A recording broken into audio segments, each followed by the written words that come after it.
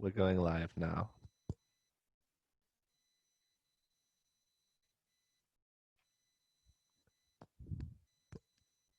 Good morning all, thank you for joining. We'll be with you in about 1 minute, just as people join the conversation.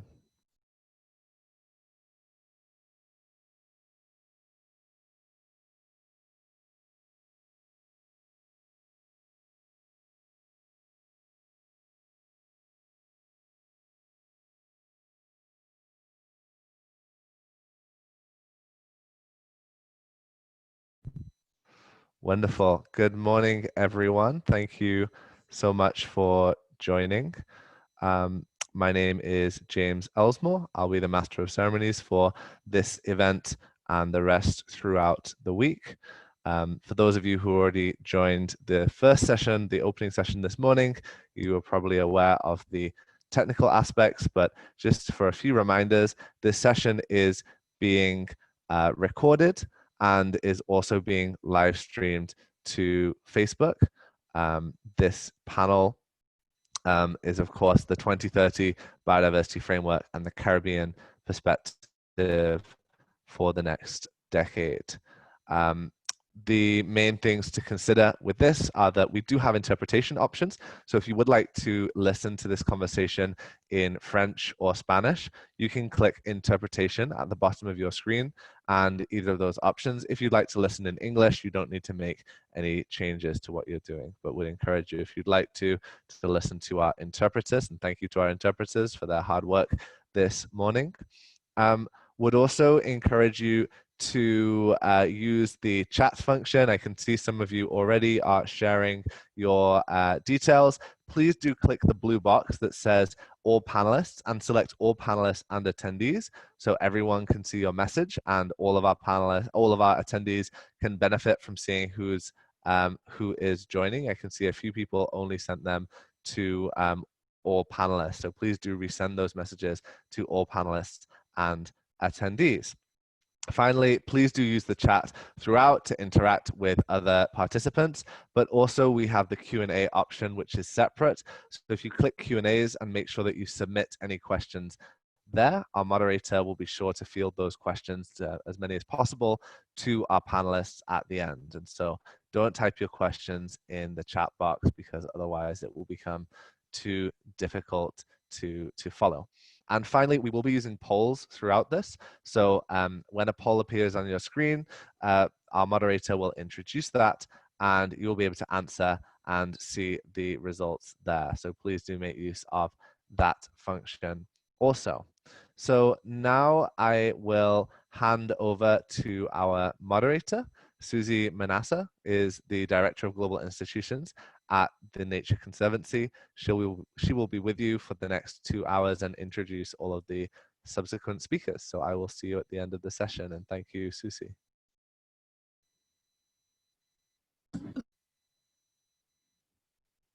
Susi, you're on mute, sorry.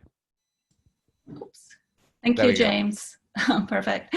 Thank you, and good morning or good afternoon to all you all, to our distinguished speakers and to the many colleagues and passionate conservationists that are joining us remotely from so many different countries, as we can see from the chat box. The pandemic has made it impossible for us to come together in the Bahamas as it was initially planned for a week-long in-person meeting that I am sure many of you were really looking forward to attend. I know I was. My name is Susi Menazza, so I'm the Director of Global Institutions at the Nature Conservancy, and I have the honor to be your moderator today. I'm joining you from Washington, D.C. Today is the opening day of a rich and engaging CCI-CBF week. The week usually brings together the Caribbean Challenge Initiative and the Caribbean Biodiversity Fund, and it's a unique opportunity for so many people to celebrate achievements, to recognize accomplishments by governments, organizations, and institutions, and to identify new opportunities and partnerships to move forward. We are determined to do that, even if we cannot be in the same room. We're really lucky that technology allows us to do so, and we're very grateful for that.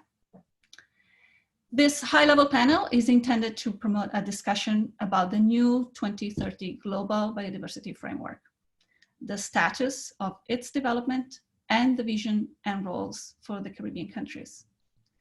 Today, we have 5 distinguished speakers.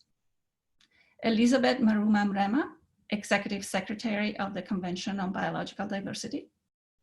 The Honorable Pamela Castillo, Vice Minister of Environment of Costa Rica.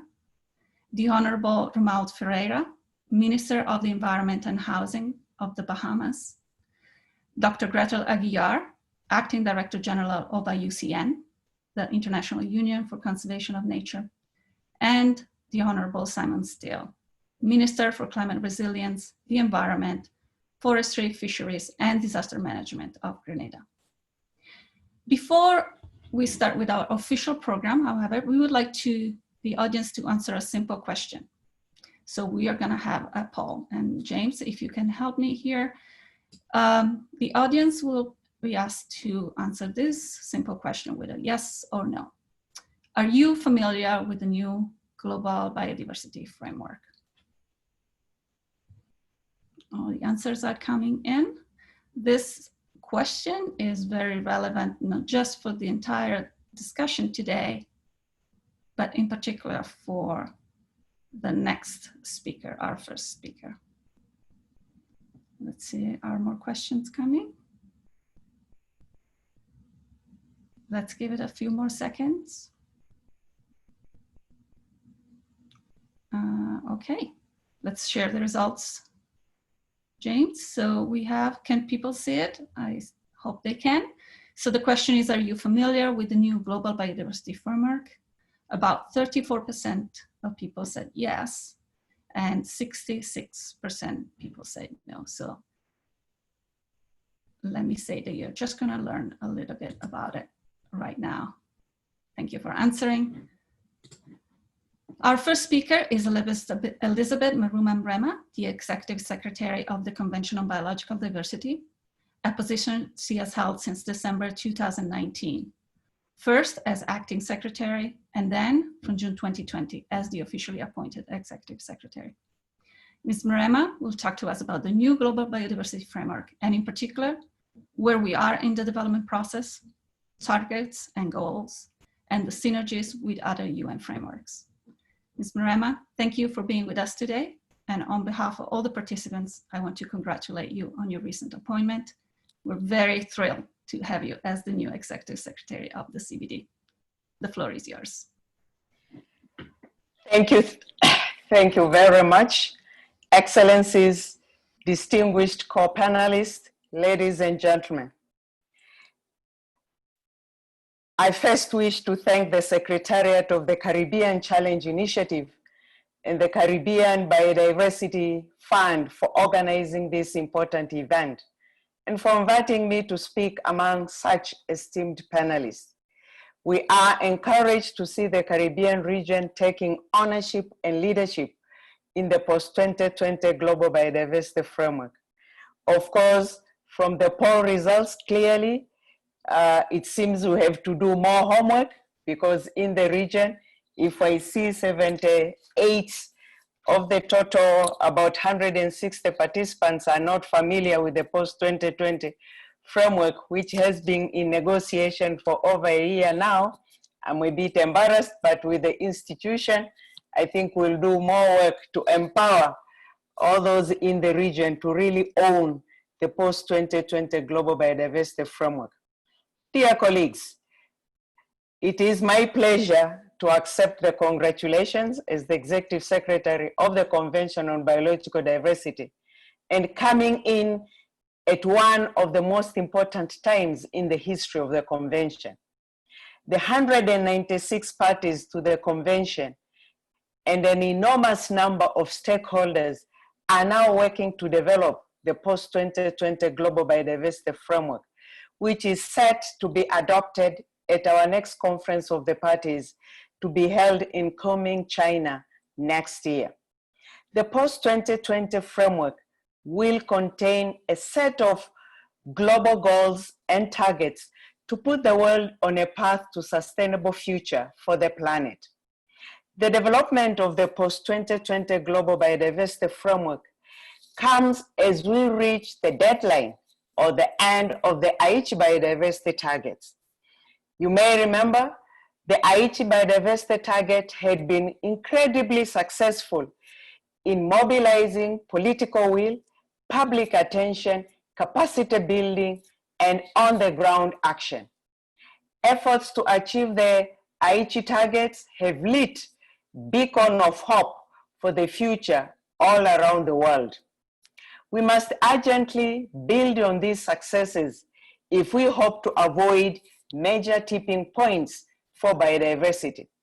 Recent assessments from the Intergovernmental Science Policy Platform on Biodiversity and Ecosystem Services, as well as the Intergovernmental Panel on Climate Change, have clearly shown that biodiversity loss, climate change, and land degradation are deeply interconnected and taking place at an unprecedented level. The post-2020 Global Biodiversity Framework and its goals and targets provide us an opportunity to instill the ambition needed to address these challenges. It is intended to be a transformative framework that will put the world on a path towards 2050 vision of living in harmony with nature.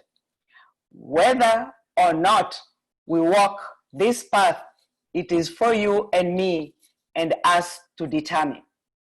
The process to develop the framework is designed to be open, transparent, and consultative, and to build upon the best available science. We need, therefore, the Caribbean to be fully engaged in that open, transparent process of the development of the framework. But this process is far from being over, and important discussions remain to take place ahead, particularly in our upcoming 24th meeting of the subsidiary body of the Scientific, Technical, and Technological Advice, or we call it SubSTA, as well as the third meeting of the subsidiary body on implementation, both of which will take place hopefully in November if the situation allows. These meetings will address key elements of the post-2020 framework, and the elements will be related to indicators, monitoring, implementation support, enabling conditions, transparency, outreach, and awareness. These critical discussions will feed into the third meeting of the working group of the post-2020 framework, planned to take place early next year in Bali, Colombia, which will be the final meeting before the conference of the parties later in the year, where the framework will finally be reviewed and hopefully adopted as a blueprint for the next 10 years. I urge you all in the region to really engage in this process, that the post-2020 framework will include elements needed to address major challenges in the Caribbean related to biodiversity loss, climate change, extreme weather events, invasive alien species, and the impacts of COVID-19, among others. We have seen clear examples in the past of the Caribbean region raising global ambition and stepping up to the challenges of translating global goals into reality. Regional mechanisms like CCI and CBF will be essential to leverage regional scale support for national implementation. I therefore urge you all to use these mechanisms and to continue in this legacy of global leadership. Colleagues, post-2020 framework will not just be a framework for the Convention on Biological Diversity and its parties, but it will be a framework for the entire global community. It will serve as one of the pillars of the international sustainable development architecture. And if so, it must address actions needed across a range of sectors and processes. The framework aims to clearly place biodiversity at the heart of sustainable development. And in this vein, it will also contribute to achieving sustainable development goals, the Paris Agreement, and many other major global instruments. In fact, the process has directly examined the linkages between the framework and the Sustainable Development Goals, including by identifying Sustainable Development Goals indicators that can also be utilized for the post-2020 Global Biodiversity Framework. Furthermore, the 2021 UN Climate Change Conference, as well as the UN Decade on Ecosystems Restoration and an Ocean Science for Sustainable Development, both to begin next year, will provide major opportunities to collectively leverage tools, resources, political will, and public awareness to support aligned policymaking and implementation for health, resilient, and sustainable ecosystems. So, as we virtually gather this week to identify nature-based solutions among other possible solutions for your Caribbean future, I urge you all to further your vision of what the post-2020 framework should look like for this region, to consider how to effectively engage in the remainder of the process, and to put together the tools and building blocks needed to implement the framework. Thank you very much for the opportunity. Thank you, Ms. Mrema, for this comprehensive presentation. Oops, let me see, is the video now on? Yes, for this presentation and for helping us understand the relevancy of the CBD process and its close interconnection with other major international frameworks and agreements. As you said, this is going to be a transformative framework that will put biodiversity at the center of sustainable development. We cannot ignore how important this is. And I want to remind the audience of something you said, the importance of the January meeting. This is going to be an open and transparent process, and so we invite everybody to participate. I'm sure there are many questions for Ms. Mrema and about the CBD process, but as we mentioned at the beginning, we have a dedicated Q&A session later in the program. Please feel free to add your questions. The Q&A window is at the bottom. Think of your Zoom link and you can start typing right now and we will select the questions later. So before I move to our second speaker, there's another poll. And once again, James, if we can help you here, here it is. And it's another yes or no question. And the question is, are you familiar with the High Ambition Coalition for Nature and People and its goals? Let's see how it is. The numbers are coming in.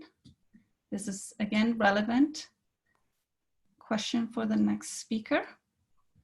Let's see, I think there are some very clear answers there.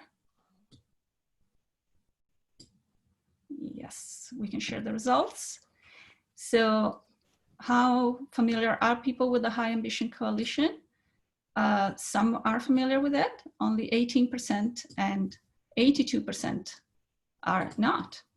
And so let me introduce our second speaker, and she will cover this topic.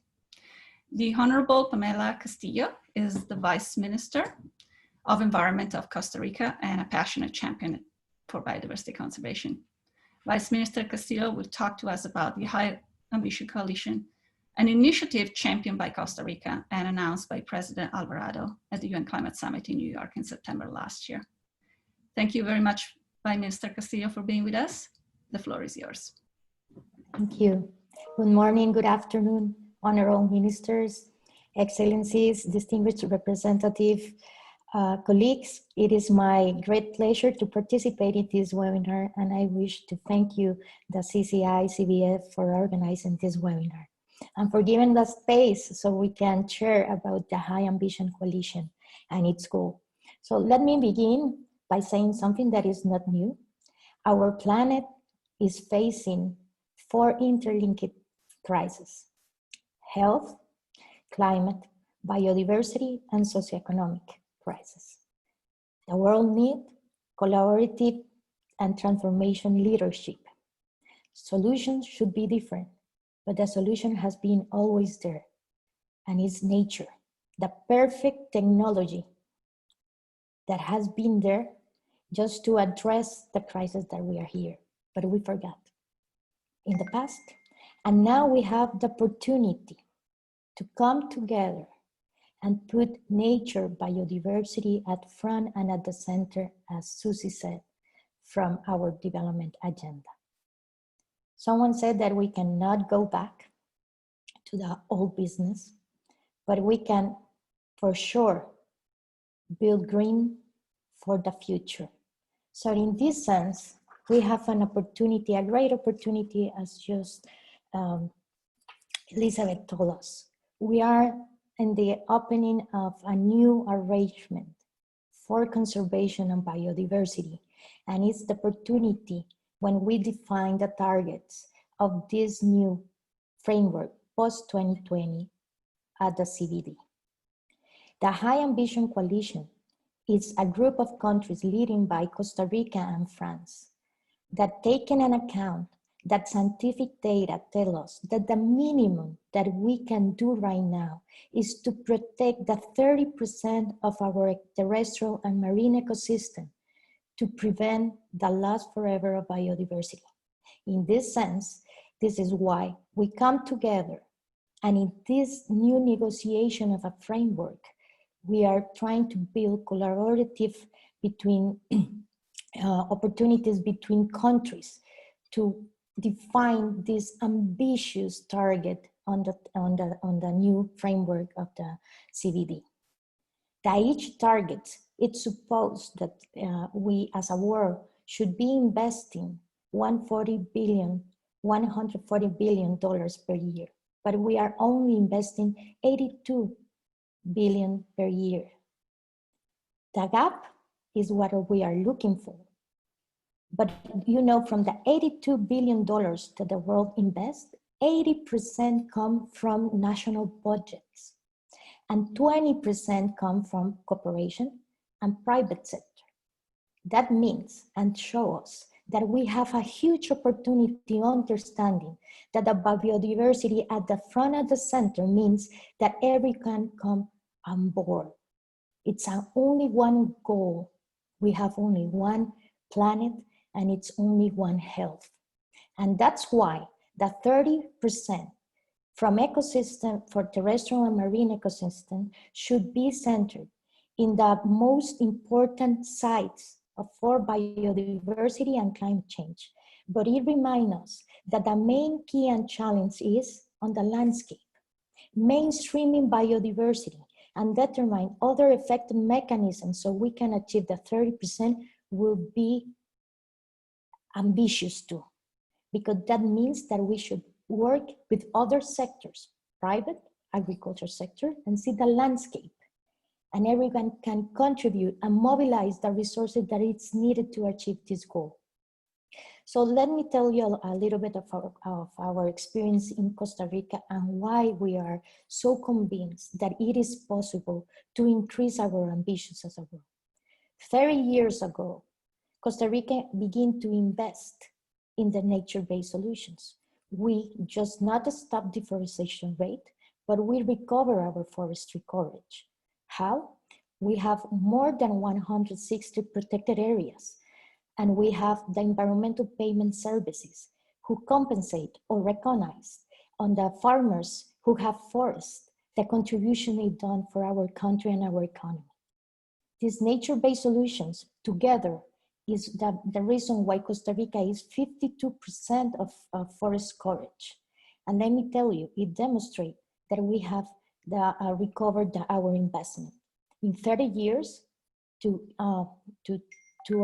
be able to accomplish the 52% of our forest coverage, we invest $1 billion only in protected areas and in environmental payment services investments.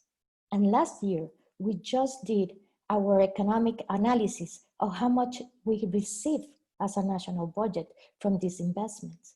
And only for 2 environmental services of protected areas, tourism and water protection, we receive $1 billion per year. The investment that we did in 30 years, we receive it per year.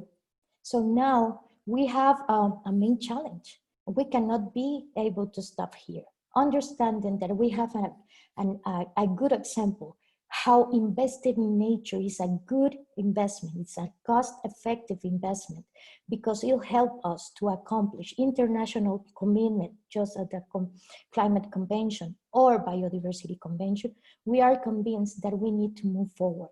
And in this sense, the 22nd of May, our president launched what we call Costa Rica Plus Natura. That is our national process for increase our ambition. In this sense, we are hoping that in less than 1 year, we will have our first national policy of nature-based solutions to mainstream biodiversity, and in a perfect moment.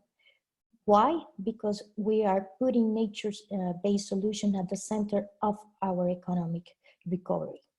In this sense, we know that every solution should be, we cannot leave no one behind. And that's why, parallel, we launch More Women, More Nature. That means that we are understanding that we have a huge gender gap in accomplish our environmental commitments. And we launched this program with 3 financial mechanisms to be available for women. In this sense, we have 2 microcredits for nature-based solutions on hands and on the leadership of women. And at the same time, we launch the environmental payment services for women. So understanding that we have a huge opportunity and a unique moment to come together as a world, to be ambitious and to be responsible, that it's probably the last opportunity that we have to make the right decisions. The cost of losing nature is higher. The investment of recovery of nature is better than losing it forever. So in this sense, this is why we are convinced, and co-leading this initiative, the High Ambition Coalition with France, more countries will get together. And I hope that the Caribbean will lead, as the Honor Simon Ministry is on board on this and is leading this in the Caribbean. I hope that after this meeting, more countries on the Caribbean get on board and be ambitious to save our biodiversity at the best investment for future generations. So thank you so much for this space. I hope you a really successful week. Thank you. Thank you. Thank you, Vice Minister, for this passionate intervention. Costa Rica and France are taking the lead and convening this coalition. The goal is indeed ambitious. 30% is not a small number, but so are the leaders who have joined. They think that's a possible goal. And if they do, I think others should join too. As you pointed out, the goal is achievable, particularly if we invest more in nature-based solutions. And Costa Rica is an incredible example, as it has now decided to put nature-based solution at the center of the post-COVID recovery. I hope this is an inspiration for many of you listening, and for those of you who have access to the governments, to bring the Costa Rica examples to their eyes.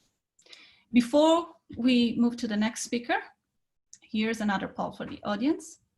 Again, please answer yes or no to the question that will be put up there.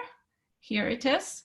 The question is, are you aware of your own country vision for the 2030 biodiversity targets? Let's see. The answers are coming.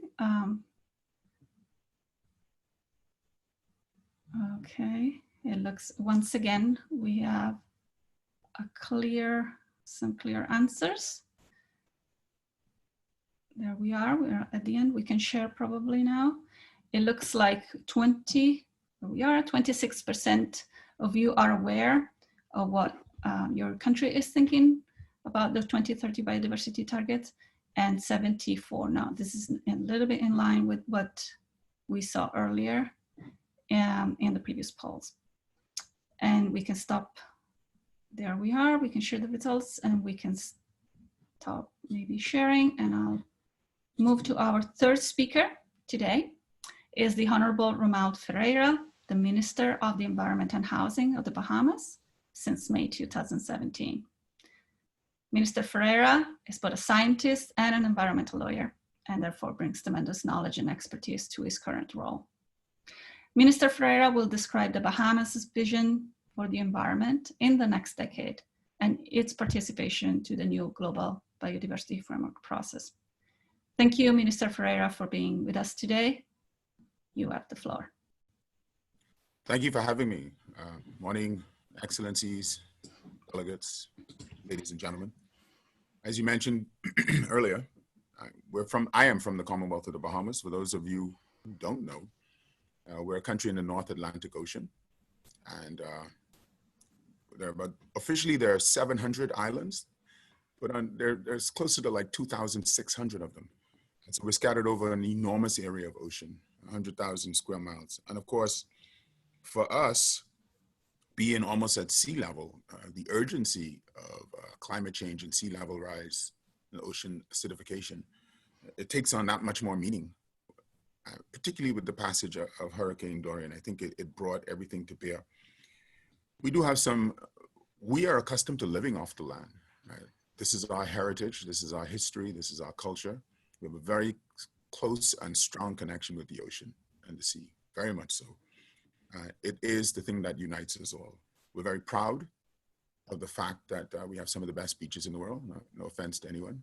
And that's largely because there aren't any rivers here. And so you don't get the kind of siltation.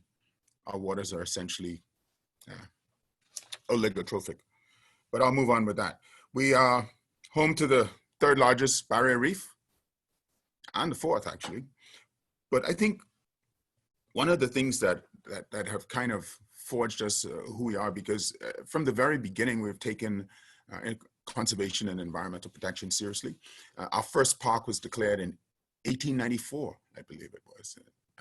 I mean, declaring national parks wasn't even a thought of then. So we've had a long history of it, and successive governments, the government before the one I'm part of now, and the one before, they've all made this commitment, and it's very important to us. Of course, most Bahamians are dependent on the marine environment in one way or another. It is the basis of our tourism industry, which, notwithstanding, is taking a beating with the passage of Corona. It is still the main driver of our economy, and it is still the main driver. And so for us, marine protected areas are kind of like a no-brainer, as we like to say, but we have competing interests, and particularly from the fishers. And then of course, in some of our rural farming communities, people are very accustomed to getting their protein just from going to the sea. So we have to also take into account traditional ways of living, where people are really tied to the land and have sensitivity to it in declaring our marine protected areas. One of the things that we did do is that for the very first time in the history of this country, we passed environmental legislation. So for the very first time, we have an Environmental Planning and Protection Act, which is, for the lawyers amongst you, which is an overarching primary piece of legislation that allows us to roll out regulations, allows any sitting minister of environment to roll out regulations to govern any potential industry. And that's actually landmark for here. We've had a lot of environmental litigation. Some of it I've been a part of, and we always found ourselves lacking in terms of regulatory details. So we would by default, we would adopt the Environmental Protection Agency out of Florida's standards because the geology is the same. But for the very first time, we have our environmental law. And so we look at this marine protected program, and we look at advancing the goals of it we see that as critically tied to enhancing the legislative framework. And we don't have the ability to make a mistake here. There's not going to be any do-over. Our resources are fragile, and they're actually under threat, particularly in New Providence, portions of Grand Bahama, portions of the Abaco. I mean, they are under threat. So we take this very, very, very seriously. The political will is there, certainly to drive it through. I have devoted my entire life to environmental causes since I was 13. I'm much older now, but so we won't stop. We won't stop. We will push forward and drive it through. I know sometimes things move slowly in government. You have to build consensus. It's just the way it is. And so we've been working in conjunction with the Ministry of Agriculture and Fisheries, because they're a huge stakeholder in this, Department of Marine Resources, of course, the Ministry of Environment, very, very important. But we have the support of all my colleagues. And I think one of the big things that augurs well in our favor is that we have the support of the Prime Minister. He's actually very, very supportive. He's very concerned about the environment, and it makes our job, I think, that much easier. So I'm happy to hear some of the comments of my colleagues in the region. I can assure you of the support and the continuing commitment of the Commonwealth of the Bahamas. This is a very central plank. And as long as I am in the chair, you'll have my total support in any which way possible. So with those few words, thank you very much for having me. Thank you. Thank you, Minister. You highlighted the Bahamas' unique natural environment and the success recently achieved in having your first environmental laws in the country. This is an important step for the next decade and for integrating the new biodiversity framework within the Bahamas. And it's great to hear the support of the Prime Minister, as leadership is such an important piece. As you know from the program, we now have two more speakers. We're going to slightly change the format, and I will be asking them to answer some questions rather than have a presentation from them. Our next distinguished guest is Dr. Grethel Aguilar. She is the Acting Director General of IUCN, a position to which she was appointed in June 2019. Before this role, she was IUCN Regional Director for Mexico, Central America, and the Caribbean. Dr. Aguilar, welcome to the panel. It's a pleasure to have you here. Thank you. Thank you very much for having me. And let me just start by thanking the Caribbean Challenge Initiative and the Caribbean Biodiversity Fund Secretariats for this kind invitation.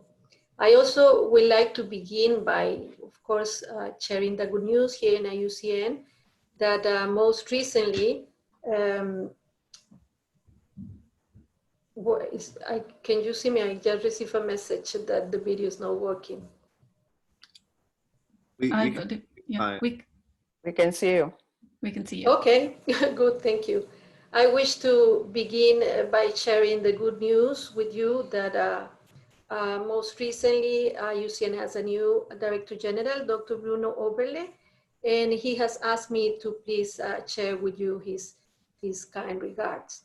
I also want to congratulate Elizabeth Maruma Mrema on her new appointment as Executive Secretariat of the CBD. Elizabeth, I have to say that your leadership will be needed for the development of an ambitious post-2020 global biodiversity framework, especially in these challenging times. Although we are faced with COVID-19 still, and particularly in my region, part of the world, Latin America, and of course the Caribbean, we in our region, we have a lot of hope. And I think that it's the same hope that we have to have for a very ambitious post-2020 biodiversity framework. Right now, we still have a key moment where the world can choose to respond to the nature emergency through developing and adopting an ambitious framework. It is therefore wonderful for me to see that the Caribbean is engaging positively and proactively with this process. IUCN has been deeply involved in discussions on the global biodiversity framework. In 2016, at the last IUCN World Conservation Congress, our members, now 1,400, adopted a resolution that invited parties to the CBD and other stakeholders to begin developing an ambitious post-2020 strategy. From then onwards, we have provided our views and inputs on the process, scope, and content of the new framework. We have published positions papers and have convened and taken part in expert meetings to support the framework in delivering the 2050 vision for biodiversity living in harmony with nature. Earlier this year, IUCN welcomed the structure of the Zero Draft Framework, and we have congratulated the co-chairs and executive secretariat for the work done. We now welcome the new 0.5 draft that just come out last month, and once again congratulate colleagues on the work done. IUCN also stressed that the post-2020 global biodiversity framework must be a framework that all governments and stakeholders are part of, including biodiversity-related conventions, the Climate Change Convention, and the Desertification Convention. All stakeholders have an interest in actively contributing to its implementation. This must be reflected at global as well as regional and national levels through implementing national biodiversity strategies and actions planned in harmony with Sustainable Development Goals. I wish to acknowledge the commitment of the Caribbean region in reaching the goals and objectives of the Strategic Plan for Biodiversity 2010-2020 of the Convention on Biological Diversity. I'm proud IUCN has strongly partnered this process and led initiatives that strengthen national capacities in managing and conserving biodiversity and ecosystems. For example, at the moment we are implementing the Global Biodiversity and Protected Areas Management Program, known for many of you as BioPAMA. This program, worth 60 million of investment, aimed to reinforce the management and governance of protected and conserved areas in 79 countries worldwide, including 15 Caribbean countries. Under BioPAMA, we have established a Caribbean resource hub that provides information for effective biodiversity management in 3 million square kilometers of marine and terrestrial protected areas in the region.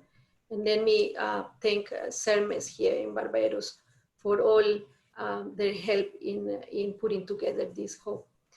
IUCN is committed to increasing its cooperation with Caribbean governments, regional bodies, and stakeholders, as well as all move to implement the post-2020 Global Biodiversity Framework.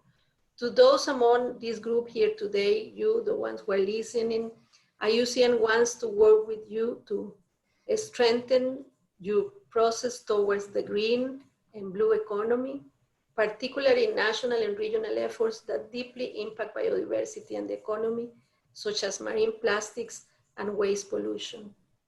And we also like to join forces to build sustainable financing mechanisms for the sustainable use of protected areas to contribute to economic development. Speaking more broadly, I foresee the commitment to action on the post-2020 framework from all stakeholders must be assessed, stored, and curated. IUCN stands ready to develop an accessible platform to store such commitments on your behalf. As everyone here might know, the upcoming IUCN World Conservation Congress will take place in Marseille in January 2021. We hope that the situation will be better by then in terms of COVID for all of us around the world. And we will provide at that moment for all our 1,400 members, partners, 17,000 members in commissions and participants a space to debate and create more momentum for developing and implementing the post-2020 framework. We have 128 motions that were put together by our members, and these motions will be debated by 1,400 members. And out of that 128 motions, I have to say that 21 explicitly mention the post-2020 framework. At Congress, IUCN will adopt its work program 2020-24, rooted in nature-based solutions approach and closely aligned with the post-2020 framework. And the framework is embedded deeply into the Congress itself. A part of the Congress programming is the call post-2020 journey. We will have a post-2020 pavilion where participants will discuss only the post-2020 framework. Furthermore, I know that the framework will be discussed in many other pavilions. This is not to mention that many of other high levels events will take place where I'm sure the post-2020 framework will be discussed. For example, we will have an Indigenous People Summit, the state members meeting, and the CEO Summit for the private sector. In closing, I would like to invite you all to join us at the World Conservation Congress and work together to provide the momentum for the CBD COP15 in China, Kunming. Thank you very much for your attention and for this kind invitation. Thank you, Dr. Aguilar. Thank you for explaining IUCN's participation in the Global Biodiversity Framework discussion and how this is expected to reflect in the next World Conservation Congress, now scheduled for January 2021. But let me ask a question. I'm sure you've been asked many times during the last few months. Before the pandemic disrupted the schedule of pretty much all the international and intergovernmental meetings, the WCC was planned for June 2020 and the CBD COP for October 2020. Now the WCC is scheduled for January 2021 and the dates of the CBD COP are still to be determined, though an important meeting will take place in January. So how has this disruption affected the WCC preparation, besides the logistics, obviously, in terms of the content and issues to be discussed and priorities? Thank you very much for that important question. And yes, of course, I mean, many of our members are also wondering about what IUCN is going to do for the next World Conservation Congress, and if our agenda will change, you know, in view of the pandemic. And I have to say that yes, we will focus now more on health issues related to nature conservation. As we will have different sessions that will address that. Also, our council is preparing a motion that will be presented by the council to the members on health issues related to natural resources conservation and the effect that this pandemic have had in our societies. And and we are sure that, of all the events that we're putting together, our members and partners and donors will talk about how the future looks like for us, the ones who believe that nature is essential in the recovery part after this pandemic. And also that we have to be ready. We don't know how many more pandemics we will have, hopefully not many, but if we have to be ready next time. And being ready is having healthy ecosystems. Healthy ecosystems will help healthy people. So our slogan, healthy people for a healthy planet, is a very important one. We cannot have healthy people if we don't have a healthy planet. And this is why our Congress, our members, our Commission experts will for sure focus on how we can build better this new, what we call the new normal. I think it's a journey that we all need to embrace, and we are ready in IUCN to open the floor to our members, to our partners, to have a discussion toward the new future. Thank you. And I know I look forward to be at the WCC when it takes place. And so are many people on the call. I have another question. This is about really, it's your opinion. And I'm asking you to kind of have a crystal ball. And you have many years of experience in many different countries. And in IUCN, you have the privilege to be in an organization that brings together so many different partners from around the world. So how do you think conservation is going to change as the result of this global crisis? I don't think anybody really knows for sure, but I think it would be, for us, important to know what you think. Thank you very much. You know, I believe that we have a very big window of opportunity. This COVID-19 pandemic is a very sad situation because, you know, people have lost their lives and the economy is not in such a good shape, and well, we can spend a lot of time talking about that. But we can also see an opportunity.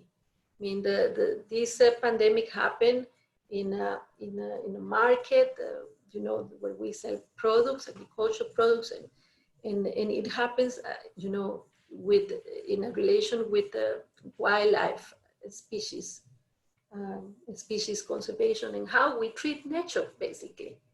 So I believe that we have in the conservation movement a huge window of opportunity to put nature first, to speak out, to say, if we don't get right this planet, if we don't make the actions that we need to make to conserve nature, I mean, our people, we have very little, I mean, we can have very little hopes of being better and to have all the ecosystem services that we need to survive. So if you ask me personally, I think that we have to take this moment, embrace the moment, and come strong with the message of natural resources conservation and sustainable development. This is our moment, and we have to embrace it with all of our heart, you know, showing to everybody with simple language. We don't need very complicated words. We need to get to the heart of every single person. And that we can do with simple words. It's so easy. If we don't have water, if we don't have healthy oceans, if we don't have soil to produce our food, if we don't respect wildlife, our future will not look good. It's as simple as that. So we have the opportunity to link health, natural resources conservation, agriculture, and what is important to our societies. So I truly believe that let's take that moment, let's build together. I know that the people in this call, you are all committed. That's why you're taking this call. So let's all build the momentum to get with us people that are not already convinced, but that we have to convince and bring on board to have a better planet. Thank you so much for this really strong message and for the invitation to take action.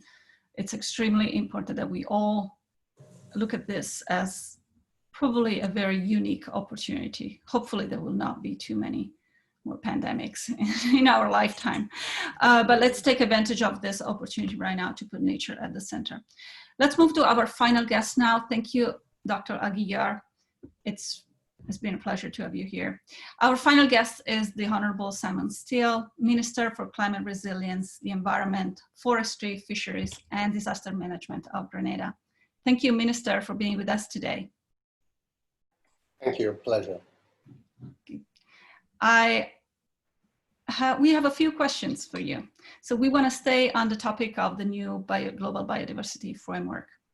How is Grenada preparing to incorporate this new framework in its own policies and national targets?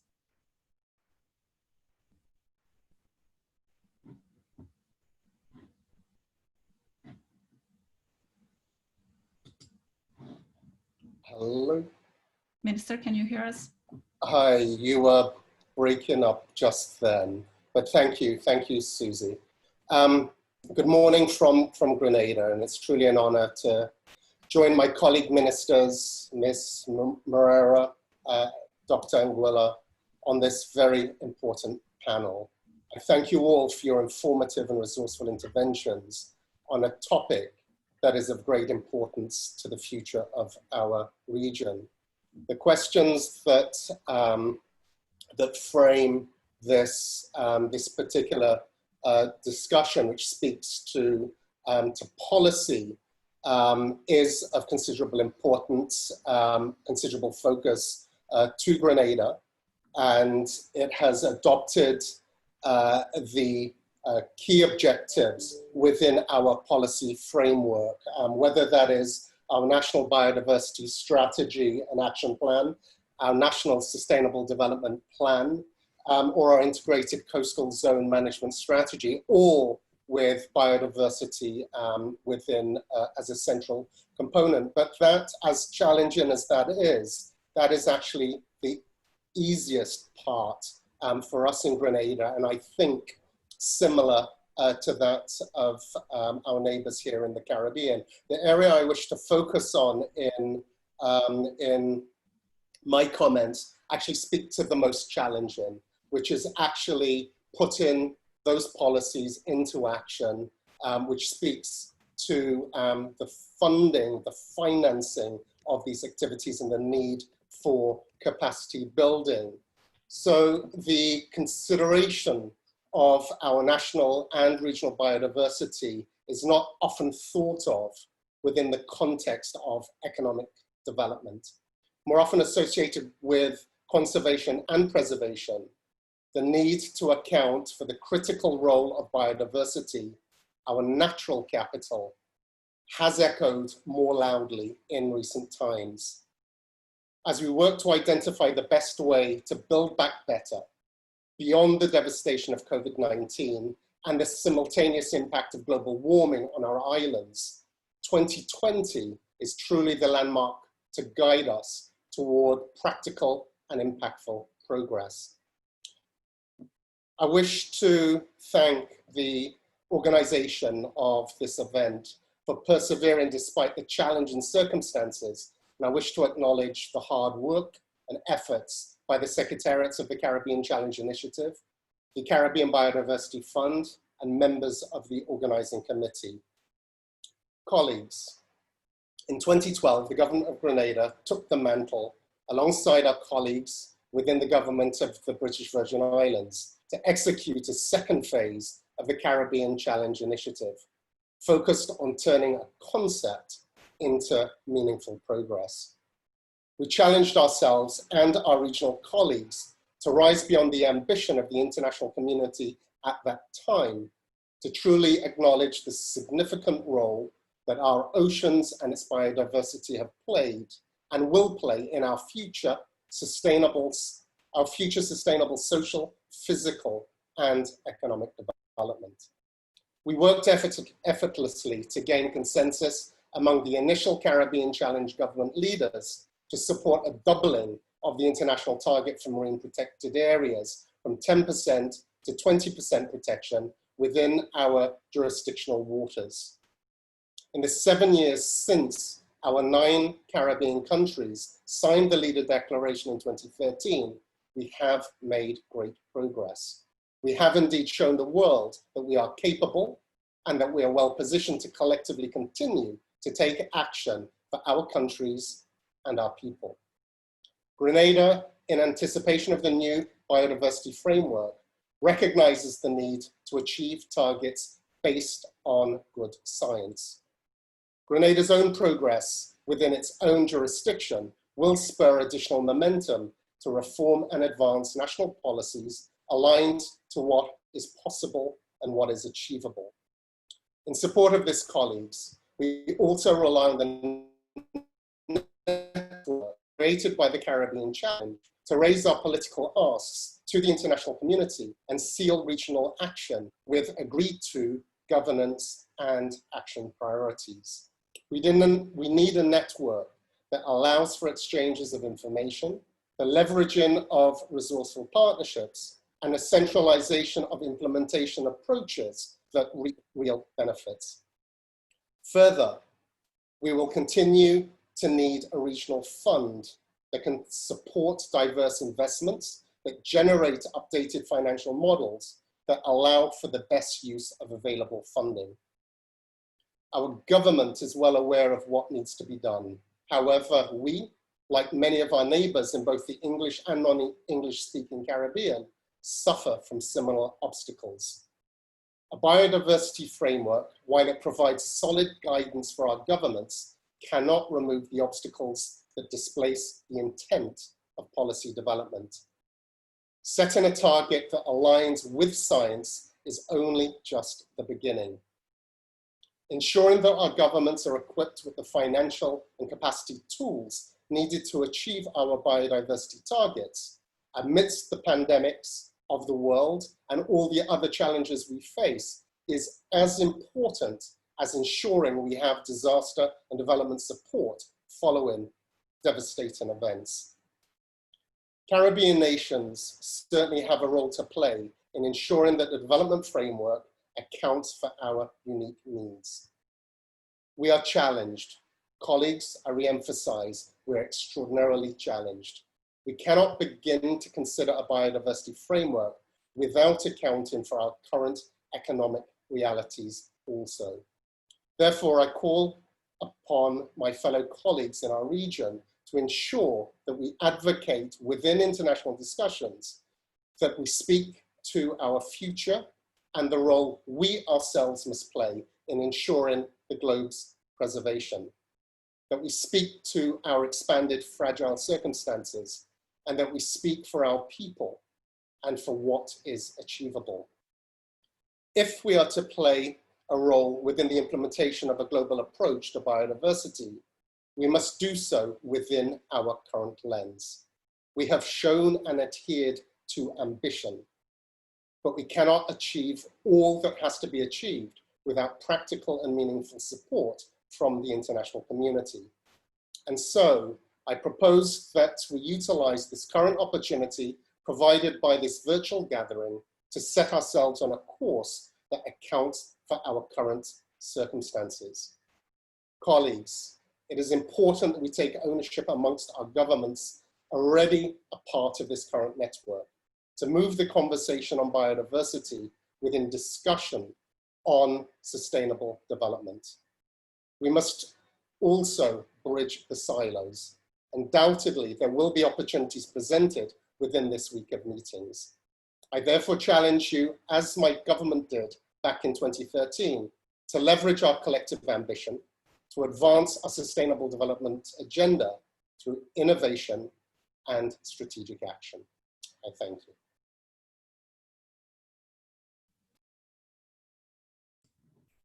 Thank you, Minister, for this passionate call for action at the regional level. This is a particularly important week for so many countries to discuss this. I would like to ask you the same question that I asked to Dr. Aguilar. How do you think that is conservation going to change as the result of this global crisis in a country like yours, where nature is so interlinked with the economy?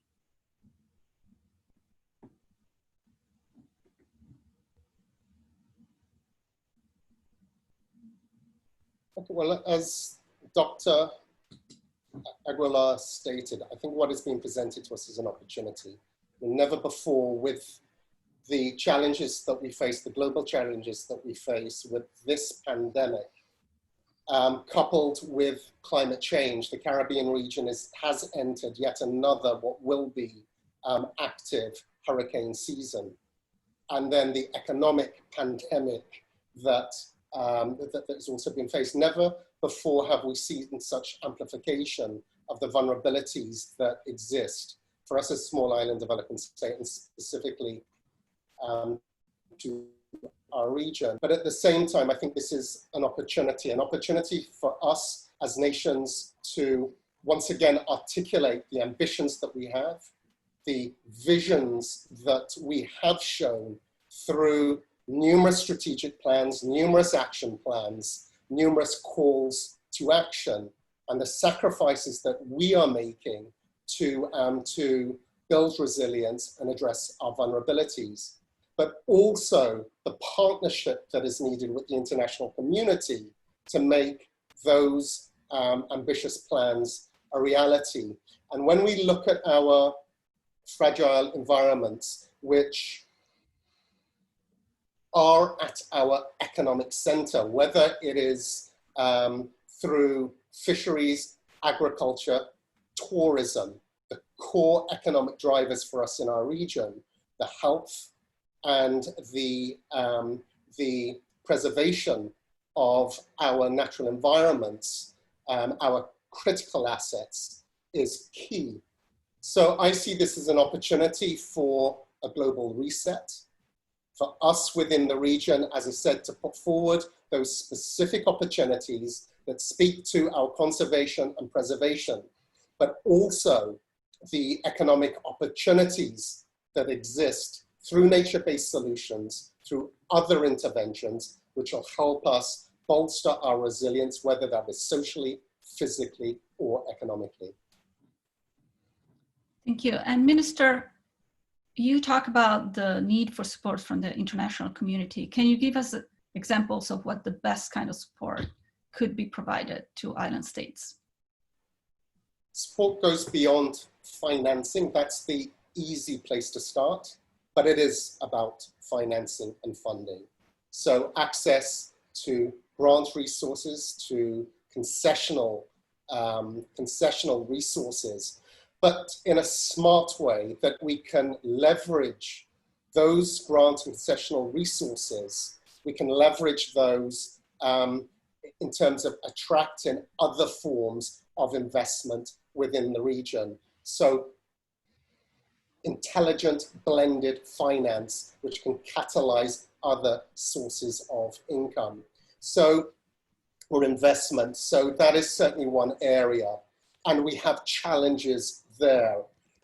Grenada, I know many of our neighbors are working on the business models, the business justifications, the economic rationales for many of the interventions that we're speaking to. So we can quantify in dollars and cents the value not only socially, the value not only environmentally, but also the benefits financially, economically, not just for us in terms of our local economies, but also for those who are seeking to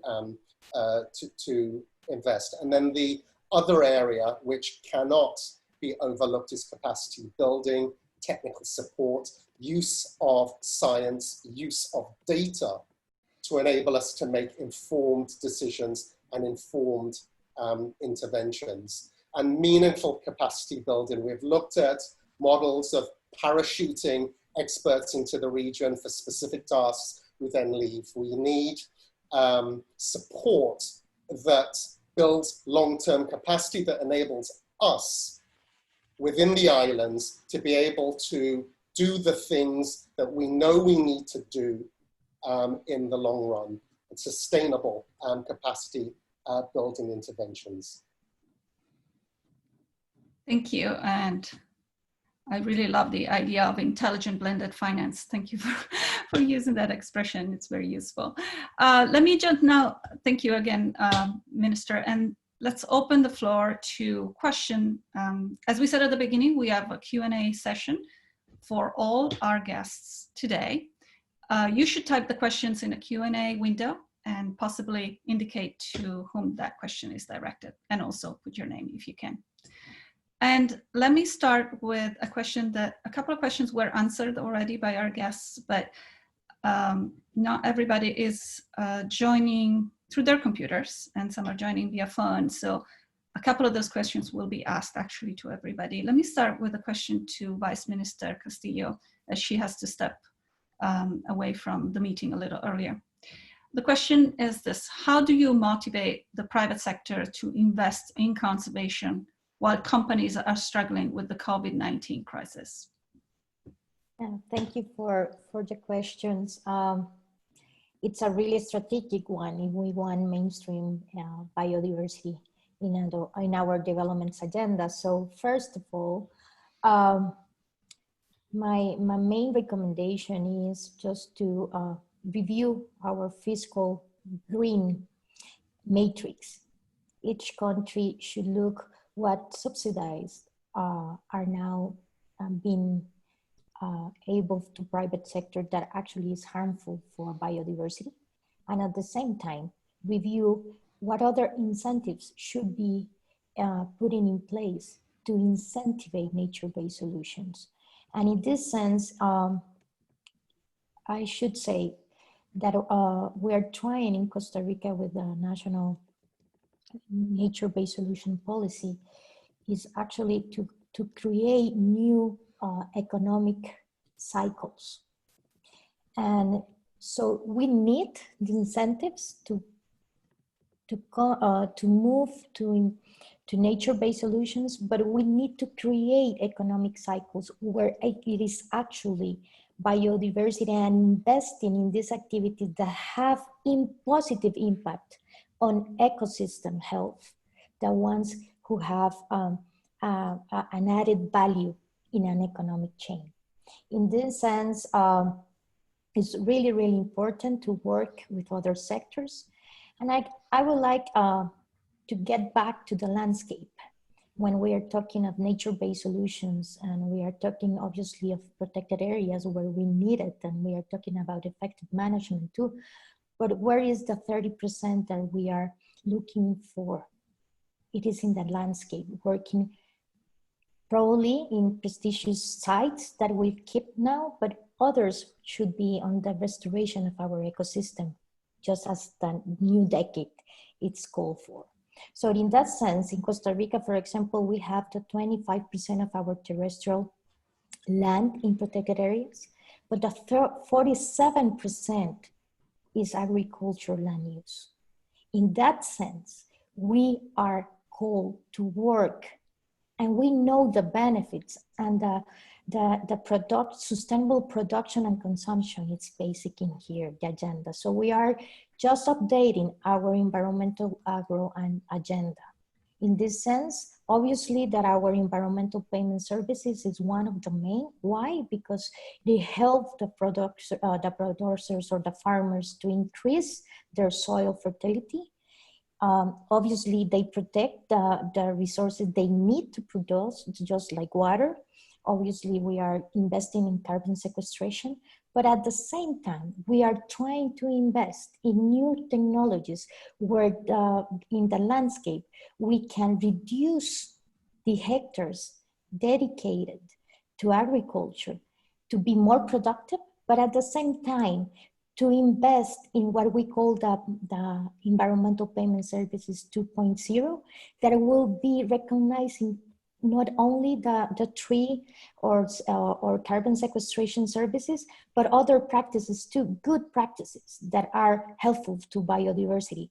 Just an example, soil services or different agricultural practices that actually benefit the environmental and ecosystem health and connectivity of our protected areas. So we are looking forward to just not reviewing our green fiscal matrix, but actually we have to eliminate the perverse subsidies that we have that harms biodiversity. And at the same time, on a global scale and cooperation agendas, we have an opportunity to mobilize the climate finance too. So we are called to create a new agenda with the private sector, with the development agenda, that not only include incentives, but actually taking the right decisions on eliminate the subsidies that harm biodiversity and nature, and give you a value added to this new economic change that we will have to look forward. Thank you. Thank you, Minister. And for those of you who are interested in the work that Costa Rica is doing, I invite you to connect with the Costa Rican representatives during this week. Second question, again, this was answered, but let me repeat it for the whole audience. And this is for Elizabeth Mrema. Ms. Mrema, if your camera is off, I would invite you to turn it on to answer the question. The question is, how will the 2030 process and the 2050 vision consider the specific situation of small island developing states? Thank you very much. Indeed, I've responded it in writing, but in short, as I had indicated in my statement, the framework is for everybody, and all stakeholders have been invited to participate, either physically in the negotiations, contributing also in writing, and any consultations needed, because we need the different stakeholders to also contribute exactly how the framework will serve the interests of a particular region. I've also offered, if more briefing might be needed targeted to this specific region, I could try and get the co-chairs to have a specific targeted session for the region to literally ensure that the contribution from the region are heard directly by the co-chairs. So that offer is open, and I hope that opening will also contribute in further mentoring and empowering the experts in the region to be fully conversant with the process and the development of the framework to enable them then to participate in its negotiations effectively. Thank you. Thank you. Thank you very much for your answer. And for those of you who want to say it, there's also a written answer that was provided. This is a question for Minister Ferreira or Minister Stiell. This is similar to something we asked earlier, but maybe slightly different in the way it's posed. With the COVID pandemic, all sectors, from your point of view, what is the role that nature has to play in the economic recovery while also ensuring the region moves forward with more ambitious protection targets?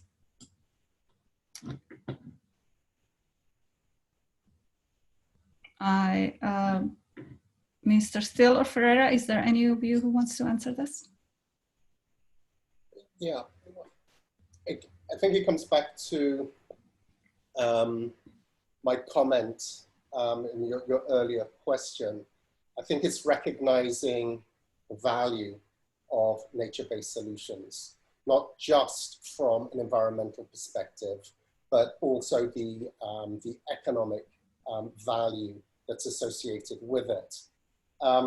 There are two major stakeholders within that. I mean, the first is at a local level, recognizing the importance of those natural assets that we currently have and enjoy, and building national understanding as to our individual responsibility in terms of the preservation and conservation of those elements. The second is how can those solutions that are developed, the link between nature-based solutions, the value that they bring, the soft value that they bring, but also the hard value that they bring in terms of protecting, and the most obvious area would be our tourism assets, the majority of which are located along our seashores, and the link between those assets, the natural assets, and those assets that we have on shore. And then in working with our development partners, identifying those interventions that best suit the particular challenges that we're trying to address. But I would like to just go back to a comment that Elizabeth made, and the question that you asked with regard to the role of small island developing states. And we keep talking about finding our voice, having a voice, sitting at the table. I think something that isn't fully appreciated is the true value that small island developing states have as a petri dish for best practice, and how, whether it is policy development, from policy development through to policy implementation, understanding the environmental impacts, understanding the social impacts, understanding the economic impacts in one holistic form, from ridge to reef, how solutions can be developed, how models can be developed that not only benefit our small islands, our small populations, but can be used as examples and methodologies for much larger, more developed countries, where these proofs of concept are far more difficult to actually demonstrate and take place, that the obstacles are much greater. So I think that there is a global opportunity to actually embrace the 50 or so of us, small island developing states, but to use us as a model of best practice once we have the right resources and the right support to demonstrate to the rest of the world. Thank you. That's an incredibly important point, that problems are more visible in small island states, and definitely before other places, but also small island states as the place where the solutions can be tested before other places and then become kind of an example for everybody. I have a question for, just connecting to that, there's a question for Minister Ferreira. The question is, large-scale hotels or developments create major vulnerabilities when the economy constricts. What are the barriers to making smaller developments more sustainable, and what are the opportunities?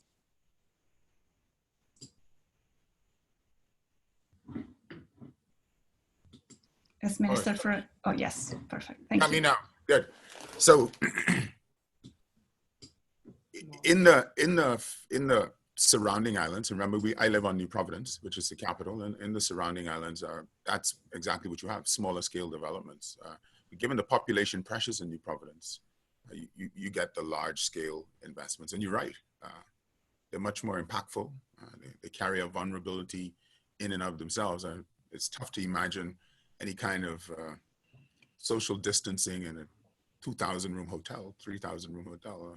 It's designed to hold many, many people and have them close together. So with the new shape of the new normal, it'll be interesting to see how the Ministry of Tourism tackles that. I know from the Ministry of Environment's point of view, though, the smaller, sustainable, less impactful hotel developments, certainly in the islands that surround New Providence, like Eleuthera, Abaco, some of the more famous ones, the Exumas, this is the recommendation of this ministry. So, but unfortunately, given that most of the people live in New Providence, and given that the pressure to provide employment, and particularly in the hotel industry, what we're going to end up is we're going to end up having some sort of integrated approach to it. Whereas what happens in New Providence is the model for New Providence, but it's not replicated throughout the rest of the islands. And I think that that's critical. I think that the fact that we don't treat each island like a potential New Providence is going to be the way to go, because high impact tourism carries its own risks. And I certainly, as minister, don't support the view, because it could be actually very, very disruptive to some of the smaller communities. As I was trying to mention earlier, my grandfather is from a very, very small community in Acklands. Acklands has about 500 people, 80 miles of island. A huge development there, it's ridiculous. What is needed in the smaller communities is a more symbiotic approach to development, where there's community partnerships and strong linkages between agriculture and fisheries and the hotel itself, which is absent in a New Providence setting, given the economies of scale and given the large amount of food that's required for some of the very, very large hotels here.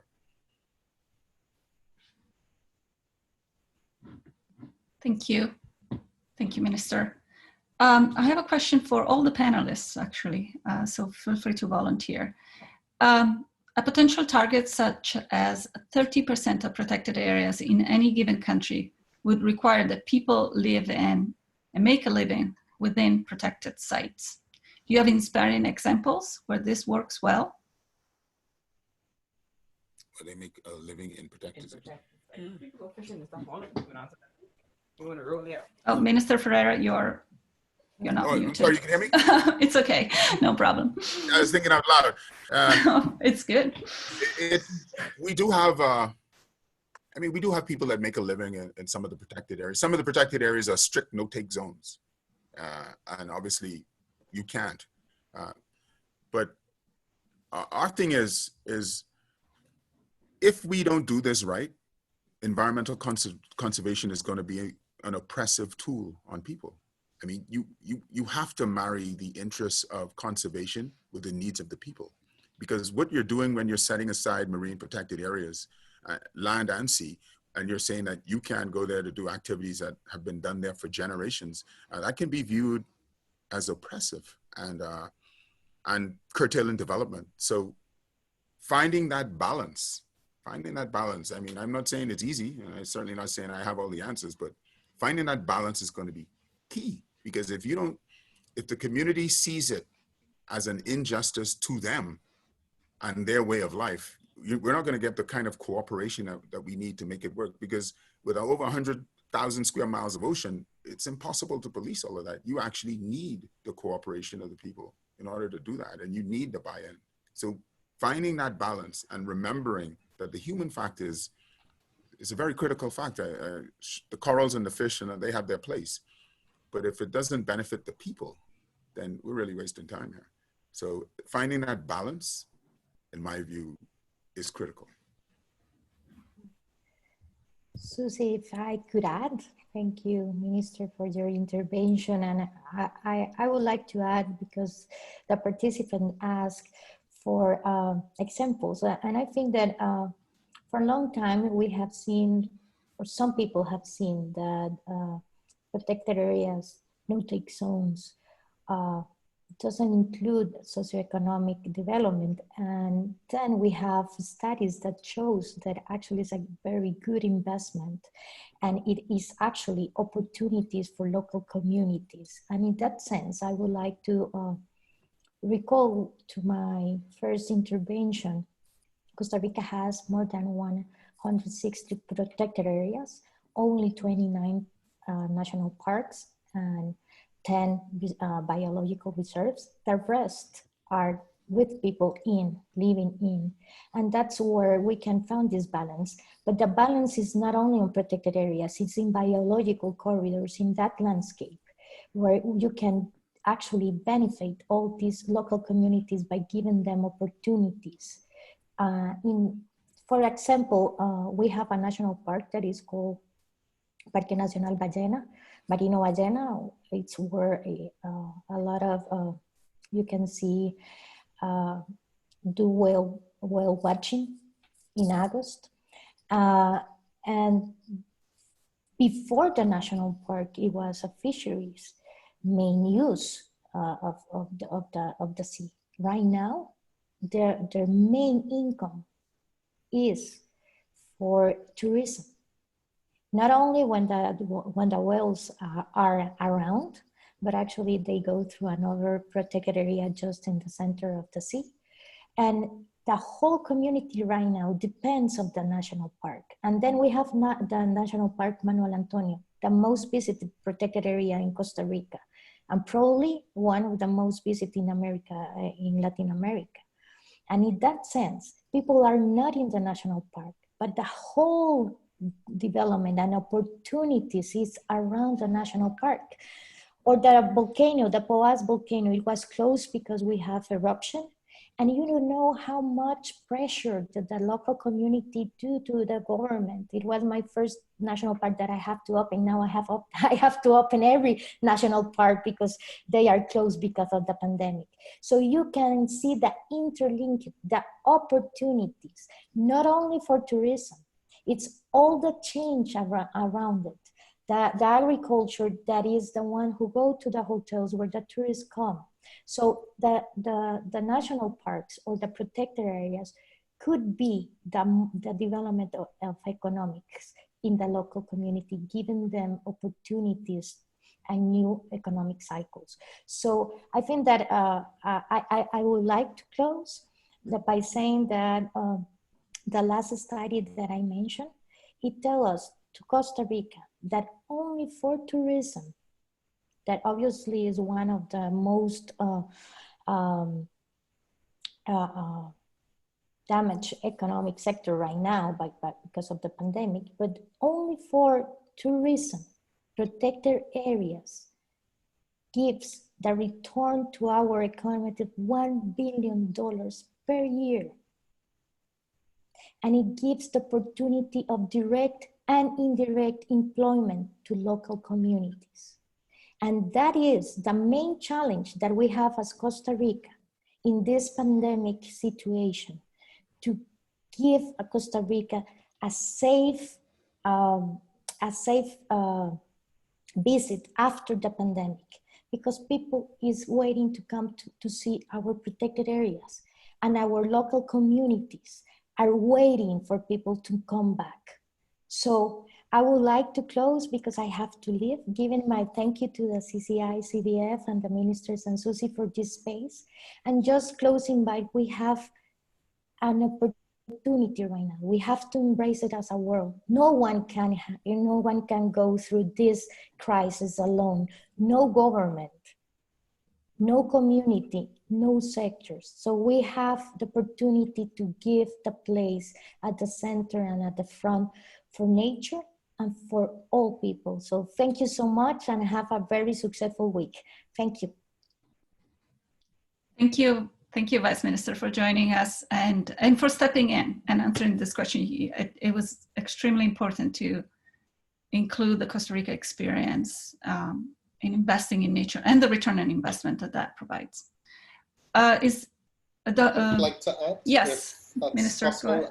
Yeah, I'd like to underscore the comments of Minister Ferreira and that call for balance between conservation, preservation, and livelihoods. And what is at the heart of that is full stakeholder involvement and consultation.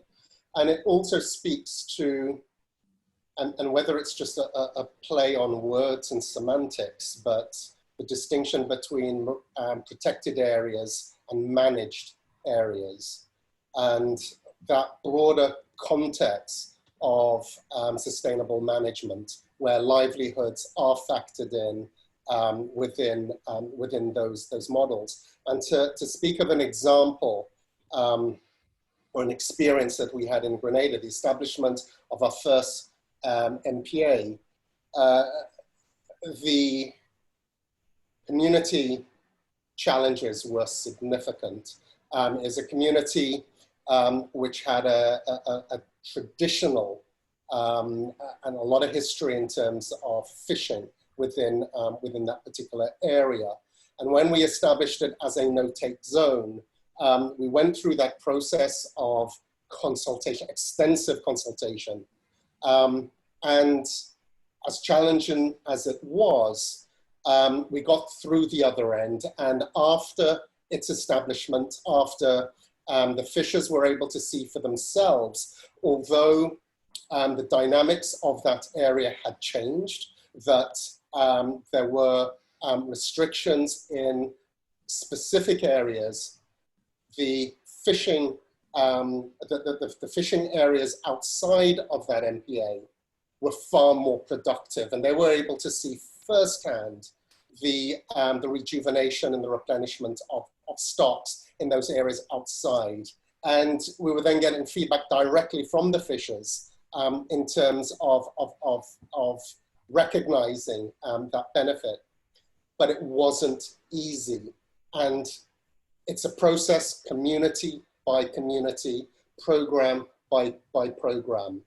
But the involvement of all is absolutely critical. But finding that balance and being able to demonstrate that there is long-term benefit to all parties, and those where there are short-term losses, that there is some form of address to get them through that phase before they're able to feel the medium and long-term benefits. So it's complex, but absolutely necessary at this time.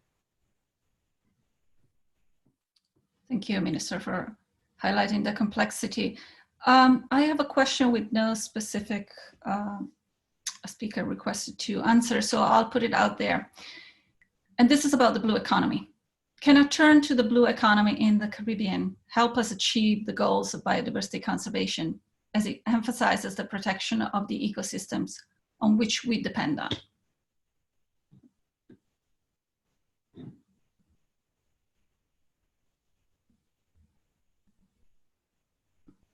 Is there anyone? Well, if I can, I'm happy to give a brief response. I mean, centered around the blue economy is the articulation of those economic benefits.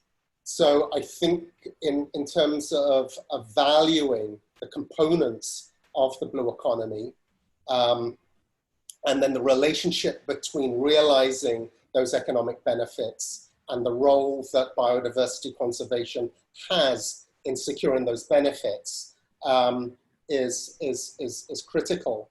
But the term blue economy is one that, you know, it is the buzzword at the moment. Grenada has been, as some of our neighbors have been forerunners in fleshing out, you know, exactly what the blue economy means, but a lot more work needs to be done in terms of downscaling those high-level concepts into meaningful local articulations of what that economy means and how our local communities can actually, and industries can actually access, benefit, and sustainably exploit those opportunities. So there is still a lot more work that needs to be done, but that direct link between the need to preserve and conserve what we have in order to realize those benefits is key and an opportunity for us to promote at this time. Thank you. Is anyone wanted to add anything to this blue economy question? Susi, if I may. Sure. You know, blue economy, as well as the question, the previous question on protected areas, had a lot to do with human well-being and with social equity. I mean, in today's world, we cannot think about, you know, protected areas or blue economy without thinking about people. And this is a reality in many places in the world, and especially for the Caribbean islands, but also for the whole group of communities that live in all Caribbean coasts. Well-being of people is essential. So what we want to achieve actually is a well-managed system that can reduce the potential destruction of our natural resources that people depend on. So when we talk about blue economy, I think that what we are talking about is giving the means for people to improve their lives, is recognizing the value of nature for people, and is at the same time taking care of nature so that nature can give those environmental services that we need so much. I also wanted to add that, you know, in terms of increasing the size of protected areas or having more protected areas, what is essential, and, you know, in IUCN we have been working in creating the tools for protected areas management for more than 70 years now. So what is very important is to have good governance mechanisms where communities take place, where communities are involved from the beginning of the creation of the protected areas, where communities have a say and they can benefit. Otherwise, it will be impossible to maintain those protected areas. Communities are at the forefront of, and should be at the forefront of all protected areas systems. And I think that we have the tool, as the minister mentioned, to manage those protected areas well, benefiting people, to have good governance systems, benefiting people, not just the communities, but all society in a country or in this planet. I also want to recognize, because we in IUCN have been working very closely with the local communities in the Caribbean, and we have seen the immense amount of traditional knowledge within the communities. Some knowledge we don't even know, but the communities in the Caribbean have immense assets of knowledge, and they know how to manage many of the resources that are in the countries. So I think that you know, as the ministers and vice ministers say, I mean, we have to find this balance when we understand the value of nature, and also we understand and care about people and respect rights and the traditional knowledge that these communities have. Finally, let me just add that, because we were talking before about nature-based solutions and the importance of nature-based solutions, that on the 23rd of July, IUCN will be launching a global standard of nature-based solutions. This is very important. It will be the first standard on NBS around the world. It will have 8 criteria, which is associated to indicators and a self-assessment tool for communities, for countries, for private sector. We came out with this tool because many people were saying, so exactly what are nature-based solutions?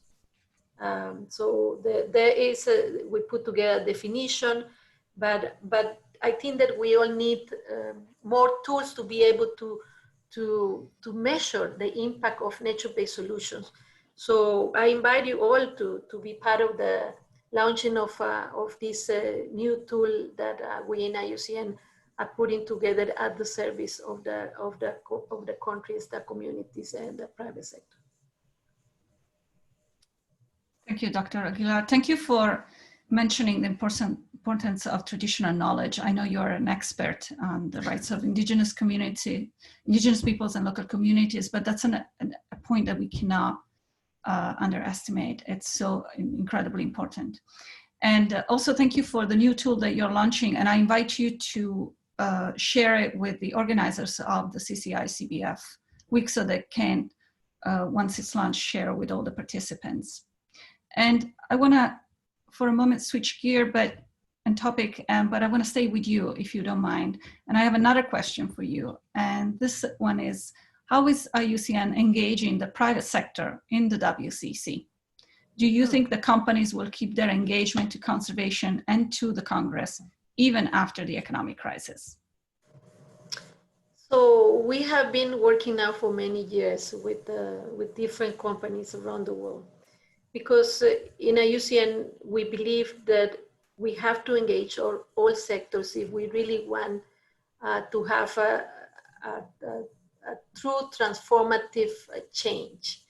This is the word that we are all using, how to transform society. But society will not be transformed for the better just without us, just with us, the ones who are believers of natural resources conservation. So we are joining and sharing our knowledge with the private sector.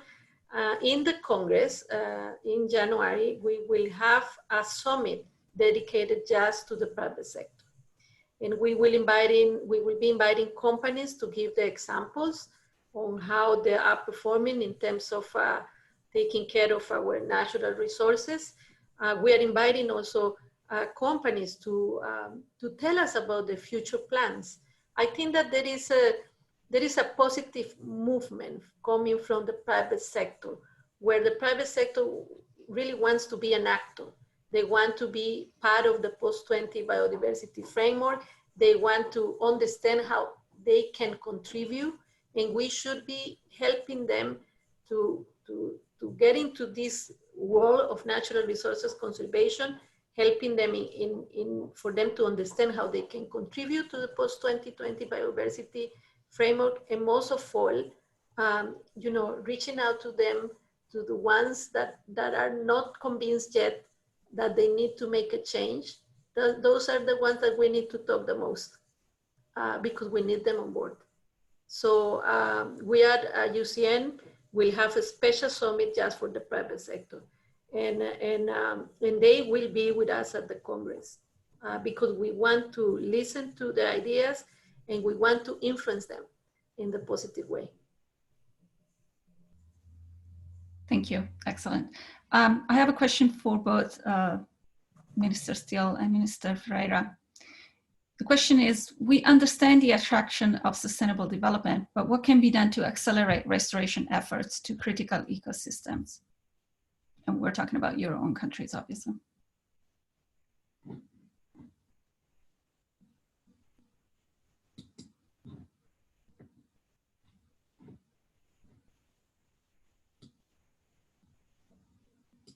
Well, if I could start this. We know what we need to do, and it is on the the full end of the spectrum in terms of what our immediate priorities are in terms of ecosystem restoration, what areas which ecosystems are the most vulnerable and at threat, through to the other end of the spectrum in terms of ideally where we would like to be. The challenge that we face, and I outlined this in some of my opening remarks, it comes back to the financial resources and the technical support in order to not only do those things that are the most basic and the most critical, but how do we accelerate our programs to derive the vision that we all want. We've all articulated our visions as to where we wish to be, whether it was at the end of 2020, whether it's 2030, 2050. It is having the financial and technical means to do that. We use our local resources to the best that we're able with all of the other priorities that we have. And this current pandemic is again, puts under the microscope just how thin out those resources are in addressing our priorities. So the ambition is there. What needs to be done? We know what needs to be done. We can accelerate those plans once the support beyond what we can do locally is provided.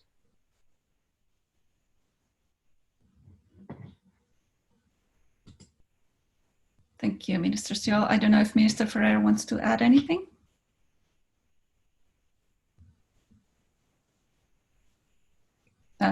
Minister Ferreira, you're on mute. Mute. Is Yes. that better? Yes. Better? Oh, wonderful. All right. So what I would agree. Nothing in environment works unless the money is right. I mean, nothing. And when it comes to restoration of ecosystems, it's particularly now with the cash crunch that probably every country is facing. We're certainly experiencing it here in the Bahamas. Everyone's going to be competing for those dollars. So we have to figure out ways to be more creative and to involve more NGOs and well-wishers in the process, because the competition for money is going to increase. And I would imagine coming out of this pandemic, people that were inclined to donate may have other priorities. So it's a very fluid situation. We're hoping that well, my job is to keep it front and center in people's minds, but it's going to come down to budgetary allocations and competition for money, particularly in a Bahamian context. Thank you. We are approaching the end of the session. I have one final question, and I would like that question to go to Elizabeth Maruma and Mrema. And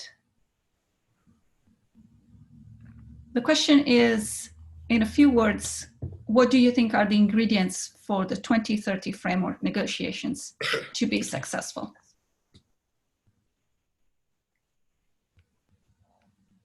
Thank you. I think the main ingredients, number one, is the participation of all stakeholders. The framework should not just be left to governments. We need the governments, we need the business, we need the NGOs, we need the youth, the women, all stakeholders, since it will be universal to be implemented by all stakeholders. So that's ingredient number one. All stakeholders need to be involved. And because all stakeholders are involved, the next ingredient is the content should respond to the needs and parameters of the different stakeholders. In other words, it's not only the governments to see themselves in it, the business, the NGOs need to see themselves in the framework for them to be able to own, participate, and also engage in its implementation. So I'll take that as ingredient number two, different stakeholders to see themselves as part and parcel of the framework for them to be able to be committed to also implementation. When we talk of biodiversity, biodiversity loss touches upon everybody, not just governments. The business, the food, those engaged in food systems, consumption, production, consumption patterns, all that will be involved. Ingredient number 3, which is a lesson learned from the Aichi target, was this framework is also expected to contain within it means of implementation. So it will be accompanied with a separate document on resource mobilization, capacity building, technology, transfer of technology, and the like as a pact. And this together, which will also be included in the framework, which was not the case for the Aichi target, is the review, monitoring, reporting mechanism.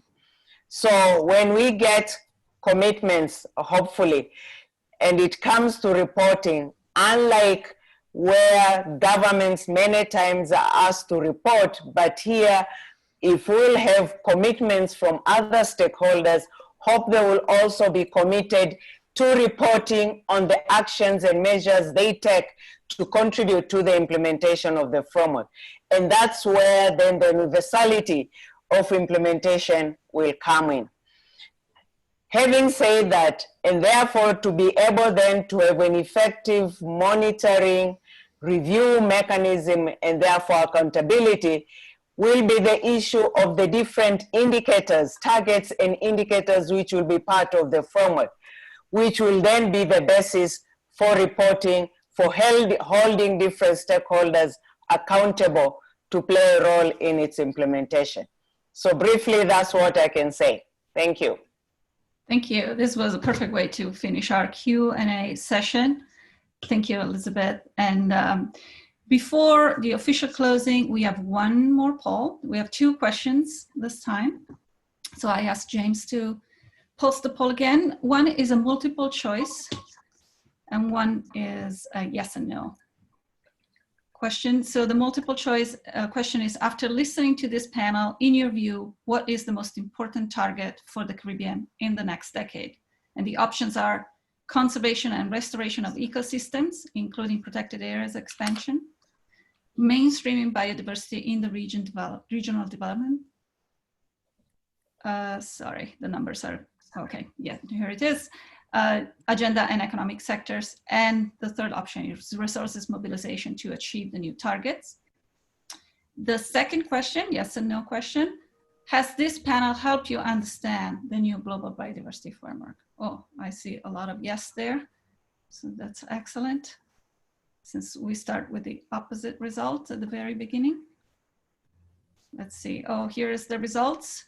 So it looks for number 1, the main the majority has responded mainstreaming of biodiversity, followed by resource mobilization, and then conservation and restoration of ecosystems.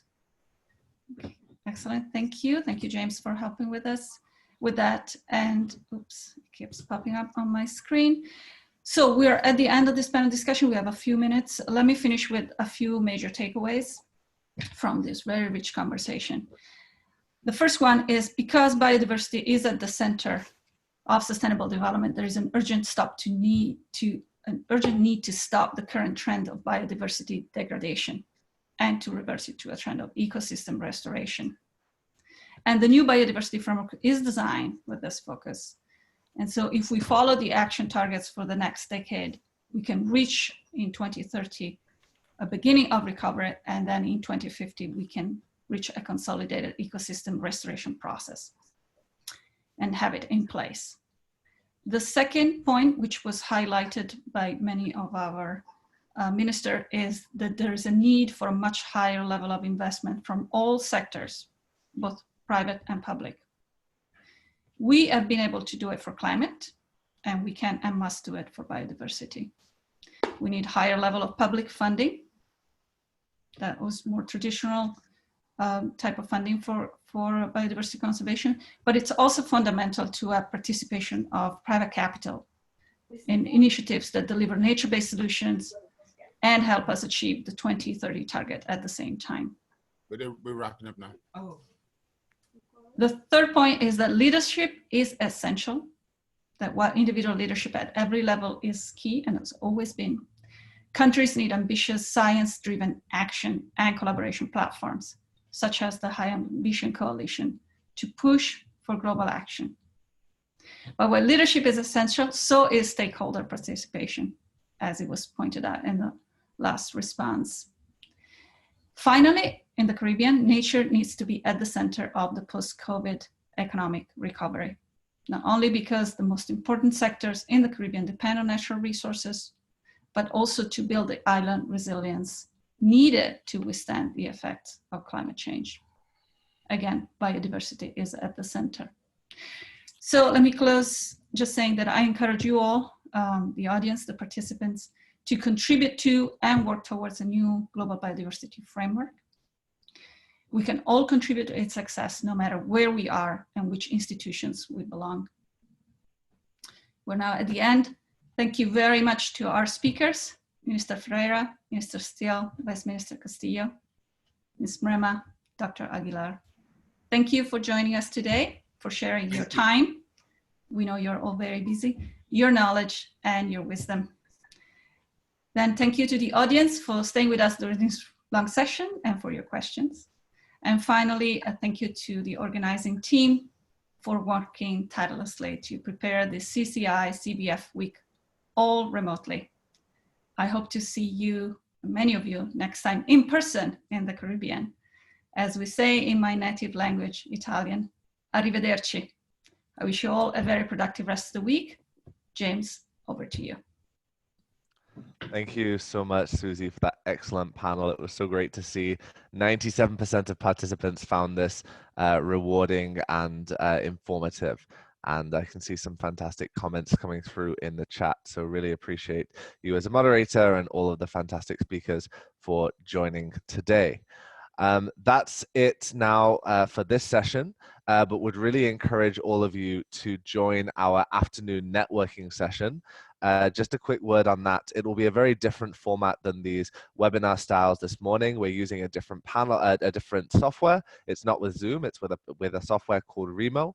The idea is that it will be an opportunity for very small breakout groups, one-on-one conversations, and networking organized according to theme. So hopefully we'll recreate some of that experience that we would have had in the Bahamas to meet other participants and do that. So do check on the email that came out this morning for the link to that. It will be at 2 p.m. US time.